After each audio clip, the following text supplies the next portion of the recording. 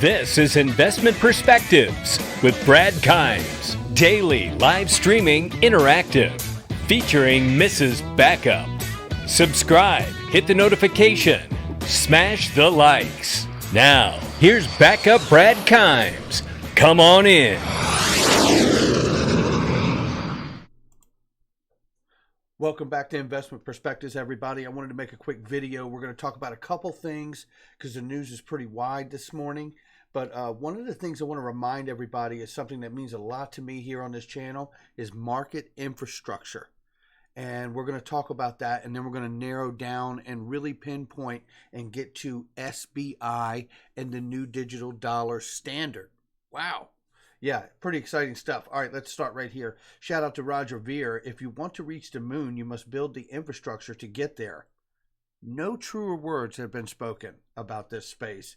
And market infrastructure is what he's referring to. You got to build the system in order to be able to use the system to allow everyone to achieve what they're setting out to achieve by solving the pain point and providing the utility to the network. There has to be a network. All right, the next thing I'm going to play here is from Stuart XRP. Shout out to him. And this is a really great clip from 2019 last year in November. Listen to Naveen Gupta talk about what we've covered here on this channel about the W3C, the World Wide Web Consortium, which is the Standards and Principles Committee over the worldwide internet. Now, this is incredible because, you know, since 2015, 2016, I believe 2015 is a more accurate date, the World Wide Web Consortium, W3, has been building on the ILP, the Interledger Protocol. Why? Because it was gifted to them by Ripple. You can't do the things you need to do in 2022 or 2025 and solve the problems you're looking to solve in that moment. You have to solve them now by building the infrastructure, the market infrastructure, and the protocols. So that way, by the time you get there, it will be something that is already in place. So listen to how wonderful Naveen Gupta lays this out. Let's listen to this clip. For the digital assets as we know it, these are open source technologies, you know that, right? So anybody in the room can take the code, replicate the code, and start your own digital asset if you wanted to, right? So if one would want to. So a couple of things that we are doing. So some of you may know that we have something called as the Interledger Protocol. And again, it's open source technology available for anybody to use. So we work with Bill and Melinda Gates Foundation. So for example, you are a country X, which doesn't have any IMPS, NEFT equivalent network. Let's assume when you build the network, if it's ILP compliant, or you build ILP's minimum protocol in that, then even though you may build RTGS, NEFT, IMPS at separate times, they can become interoperable. So this is our contribution. We are closely working with W3C group to make sure that we don't end up in the same world as we have today where everything is essentially built in silos. So it's a big use of ILP so that it connects both the legacy and the current modern networks together. So because we see that the whole world will never be on one blockchain, right? There will still thousands of blockchains exist or thousands of networks exist. Either they're traditionals or new, and they'll essentially connect with each other. So that's one. The second thing is in our own development, we use ILP or leave ILP for any network to connect with us. So for example, tomorrow you were to develop something, you can of course develop on the XRP ledger, but if you don't want to, then you can essentially develop on any technology that you want, but assuming that you incorporate ILP protocol, then you're able to communicate and send and receive from any institution that's part of the Ripple net, right? So we are already thinking 3 years ahead, 5 years ahead, because at that time, in 2022 or 2025, you can't solve this problem. You can't go back and fix the architecture. It was flawed from the day one. Talking about it, but 1 or 2 years later, when we'll have conferences like this, we'll not talk about the tech, we'll not talk about adoption on network, but we'll talk about interoperability. Like for example, just hypothetically, right? Because the ACH system or the NEFT system or the RTGS system, the IMPS system were built in different time zones, they are not interoperable. And that's true about every single country. I'm not just talking about India. But tomorrow's system have to be interoperable, and they have to work with the legacy world and the modern world. Nailed it. And there it is right there. And he's telling you that that is what's been taking place. Again, when I hear this kind of talk happening and revealing of what they're actually doing, I am reminded of Glenn Hutchins and when he said the value is in the protocol and the price of the token is a distraction and in fact uninformative. And I couldn't agree more. Now let's keep moving here. Really great stuff this morning. Shout out to DJ Peter Vass on here, who provides some really great information. Now this is really awesome, and I wanted to point out on here the new digital dollar or digital currency messaging standard rollout for FATF compliance. Now this is interesting because we just covered FATF is a regulatory body attached to the G20. Well, this is interesting because the Financial Stability Board is a regulatory body connected to and attached to the G20. Now, what's interesting about this is that, and we're going to take a look at this article, but before we do, I want to look down at this message here. Savvy made a great comment. He says, sounds like the death of privacy coins as far as mainstream transactions are concerned. I hope it doesn't kill that segment of the space. It's really amazing tech. And I completely agree with him. I answered, I said, I agree, Savvy, but I think we may have just got the biggest sign that CBDCs have RSVP and they're all planning on coming.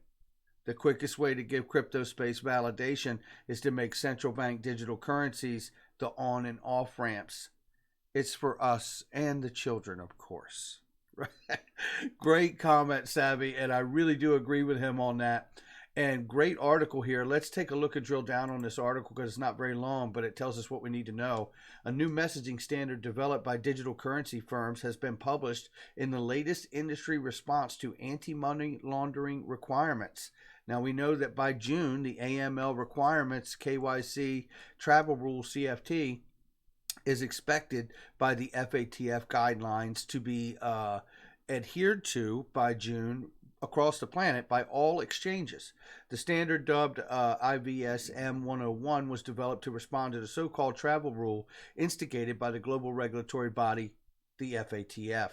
The standards means transactions will now include identification of pseudonymous senders and receivers in cryptocurrency transactions, which will travel between different exchanges tagged to the specific transactions and parties involved. The International Digital Asset Exchange Association, which commended the standard, described the model as a step in the right direction. Since the FATF published the virtual asset guidelines in 2019, the industry has been working hard to comply with the guidelines, but there are challenges. The association said, according to reports, one of them was establishing a common standard so any virtual asset service provider can work with any compliance solution vendor with ease. Coming up with the InterVAS Messaging Standard 101 as a common standard, definitely the first step in the right direction. Malcolm Wright, head of AML Working Group GDF, said, we are coming at it from opposite ends towards the same goal, and we're not quite there yet. So can a VAS that's licensed somewhere talk to a VAS that is in an unlicensed jurisdiction? That's an interesting challenge. But we've got a really nice dialogue with the FATF at the moment talking about the sunrise period. So it is really great stuff. And one of the things I also think about this is that, to Savvy's point, maybe what we see, because the FSB, the Financial Stability Board, recommended to central banks that private stable coins be banned. We covered that here on the channel too. So this does get interesting and the plot does thicken. But one thing I may offer is that when you see this, maybe we see the private stable coins adopt this standard rollout and that keeps them in the fray. We'll have to keep an eye on that. Now, here's another really cool piece of news, because if you've forgotten about SBI, you better put it back on your plate. Yoshitaka Kitao, CEO of SBI and holding member board of Ripple, suggested that Ripple should seek to partner with multinational companies in the supply chain, in addition to financial institutions. According to Kitao, the number of cross-border payments could grow exponentially as a result. Listen to this short little article here. This is a great reminder of the enormity of what SBI is going to bring to Ripple and XRP's network. The Japanese financial giant SBI Holdings is known to be one of Ripple's biggest supporters and has now proposed a new way to exponentially accelerate Ripple's growth. As a part of the joint venture between SBI Holdings and Ripple Asia, both companies have so far provided financial institutions and remittance providers in Asia with an XRP-based platform called MoneyTap. The service is intended to be used by 61 Japanese banks, representing more than 80% of the total Japanese bank assets. Did you catch that? That's a big number.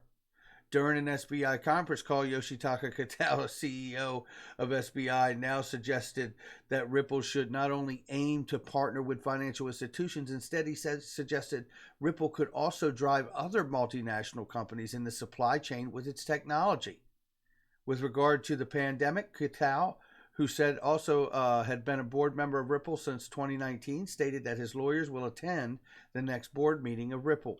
According to Kitao, during the meeting, they will introduce the idea that Ripple should enter into new partnerships with multinational companies such as Big Shosha, a Japanese trading company. With regard to Japan's handling of the pandemic, Kitao said that on the one hand, the use of blockchain technology in the supply chain is an urgent topic. And on the other hand, the number of transactions could grow exponentially due to this other application beyond the financial industry.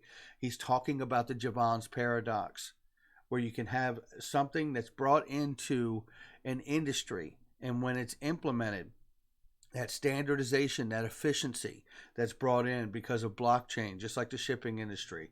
And it's actually talking about a new digital facelift with the shipping industry. The last time the shipping industry had a facelift, all the same boats that could carry the same size containers, and the same size containers were made to fit on the same size trailers or trucks, no matter what port, the same size cranes to be able to take them off the ships. This standardization and efficiency that was brought to the industry increased it by 700 or 800%, creating the Jevons Paradox. I think we're about to see in the coming years the Jevons Paradox happen again, not only in the financial industry, but in the sense we are going to see it in the shipping industry again as well with the introduction of blockchain. Unbelievable what's happening. SBI continues to build on Ripple. In the presentation of financial results of SBI, the Japanese financial giant also pointed out that the cooperation with Ripple will be further expanded within the scope of SBI Remit project to simplify cross-border payments.